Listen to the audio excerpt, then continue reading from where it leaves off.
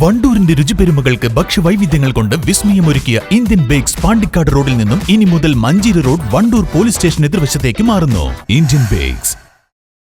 School പരിസരങ്ങളിലെ അക്രമങ്ങളും അനധികൃത വാഹന ഉപയോഗം, ലഹരി ഉപയോഗം എന്നിവ തടയുന്നതിനായി ഓപ്പറേഷൻ ലാസ്റ്റ് ബെൽ എന്ന പേരിൽ പ്രത്യേക പരിശോധനയുമായി മലപ്പുറം ജില്ലാ പോലീസ്. വാഹനങ്ങളുമായി ബന്ധപ്പെട്ട നിയമലംഘനത്തിന് ആകെ 50 പേർക്കെതിരെ കേസെടുത്തു.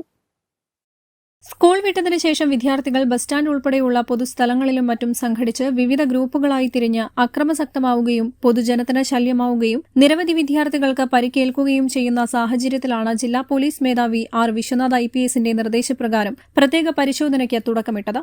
വാഹനങ്ങളുമായി ബന്ധപ്പെട്ട നിയമലംഘനത്തിന് ആകെ 50 പേർക്കെതിരെ കേസെടുത്തു. ഇതിൽ 36 കേസുകളും പ്രായപൂർത്തിയാവാത്ത കുട്ടികൾക്ക് വാഹനം ഓടിക്കാൻ നൽകിയതിന് രക്ഷിതാക്കൾക്കെതിരെ എടുത്ത കേസുകളാണ്.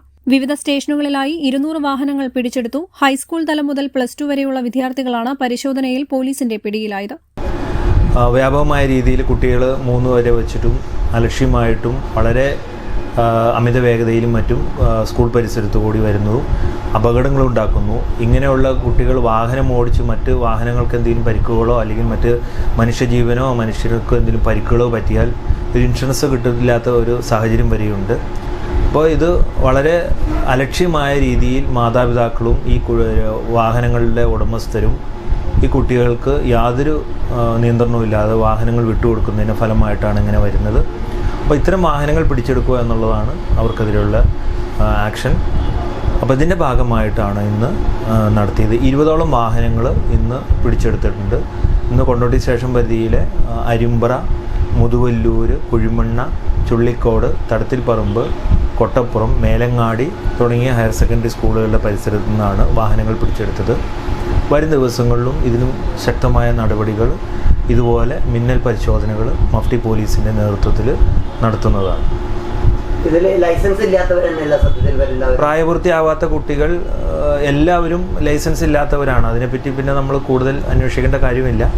അപ്പോൾ ഇങ്ങനെ കുട്ടികൾക്കെതിരെ ഇപ്പോൾ നമ്മൾ നിയമപ്രകാരം നമുക്ക് നടപടിയൊന്നും എടുക്കാൻ കഴിയില്ല. പക്ഷേ കുട്ടികളുടെ രക്ഷിതാക്കൾക്കെതിരെയും വാഹനത്തിൻ്റെ ഉടമസ്ഥർക്കെതിരെയും വളരെ ശക്തമായ നടപടികൾ എടുക്കാൻ പറ്റും. ഏകദേശം 32,000 രൂപ ഫൈൻ വരെ കോടതിയിൽ അടയ്ക്കേണ്ടി വരും ഇത്തരം പിടിച്ചെടുക്കുന്ന വാഹനങ്ങൾക്ക്. ഈ വാഹനങ്ങളെല്ലാം കോടതിക്ക് വിട്ടുകൊടുക്കുന്നതാണ്. മതിയായ രേഖകളില്ലാതെ വാഹനം ഓടിച്ചതിനും നിയമവിരുദ്ധമായി രൂപമാറ്റം വരുത്തിയ വാഹനങ്ങൾ ഓടിച്ചതിനുമായി 14 വിദ്യാർത്ഥികൾക്കെതിരെയും കേസുകൾ രജിസ്റ്റർ ചെയ്തു. പ്രായപൂർത്തിയാവാത്ത കുട്ടികൾക്ക് വാഹനം നൽകിയ രക്ഷിതാക്കളെ വിളിച്ചുവരുത്തിയാണ് കേസ് രജിസ്റ്റർ ചെയ്തിട്ടുള്ളത്. പരിശോധനകൾ ഇനിയുള്ള ദിവസങ്ങളിലും തുടരുന്നതാണ്. News bureau, Malappuram. രാവിലെ കണ്ട സ്വപ്നം ബലിക്കോ മുത്തശ്ശി?